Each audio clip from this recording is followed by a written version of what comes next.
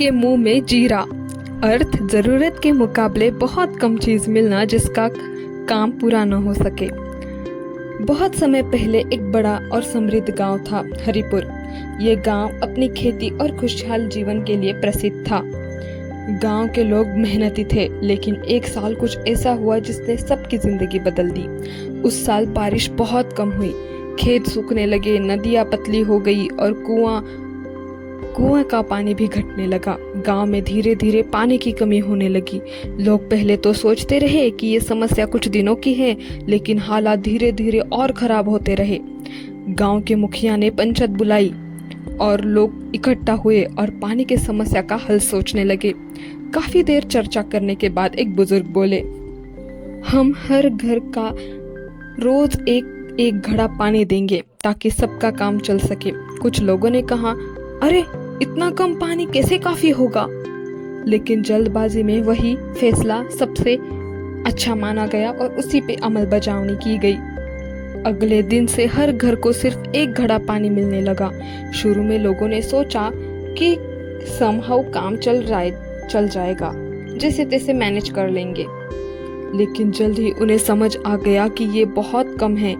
एक घड़ा पानी से न ठीक से खाना बन पा रहा था, न सफाई हो रही थी, न ही जानवरों की प्यास बुझ रही थी और न ही जो घर में इंसान काम कर रहे हैं उनकी प्यास बुझ रही थी। गांव की हालत और खराब होने लगी। हर कोई पानी से तड़प रहा था। उसी गांव में एक समझदार लड़की रहती थी, मीरा। वो अपने माता पिता की मदद करती थी और बहुत समझदारी से सोचती थी। उसने देखा कि गांव वालों छोटी छोटी बातों में उलझे हुए हैं, लेकिन असली समस्या का हल तो ढूंढ ही नहीं रहे। एक दिन उसने अपने पिता से कहा, पिताजी, ये तो ऊंट के मुंह में जीरा जैसा है, क्योंकि हमें जितना चाहिए, जितना पर्याप्त है, उतना तो मिल ही नहीं रहा। तो इसे ऊंट के मुंह में जीरा नहीं कहेंगे तो क्या कहेंगे? इतनी बड़ी समस्या के लिए इतना छोटा उपाय कैसे काम करेगा? और इस उपाय से तो किसी की समस्या भी हल नहीं हो रही। हमारा ही देख लीजिए, क्या इतना पानी पर्याप्त हो रहा है? नहीं तो बाकियों का कैसे होता होगा? तो ये तो समस्या का हल भी नहीं हुआ ना पिताजी। मीरा ने पंचायत में जाकर अपनी बात रखने की ठानी। वो बोली, अगर हम सिर्फ थोड़ा थोड़ा पानी बांटते रहेंगे तो समस्या खत्म कैसे होगी? एक दिन पानी खत्म होगा, मगर समस्या तो चलती ही रहेगी ना गांव वालों।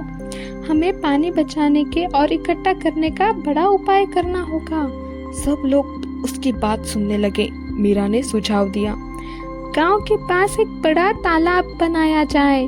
हर घर में बारिश का पानी जमा करने की व्यवस्था होनी चाहिए और पानी का सही उपयोग सिखाना चाहिए। अगर इस सब बातों पे हम ध्यान देंगे तो आखिर में हमें इसका जरूर फायदा होगा। शुरू में कुछ लोग हिचकिचाने लगे, लेकिन धीरे धीरे सबको उसकी बात समझ आने लगी। गांव वालों ने मिलकर काम शुरू किया। किसी ने मिट्टी खोदी, किसी ने पत्थर लाए, किसी ने पानी बचाने के लिए नए तरीके अपनाए। पूरा गांव एकजुट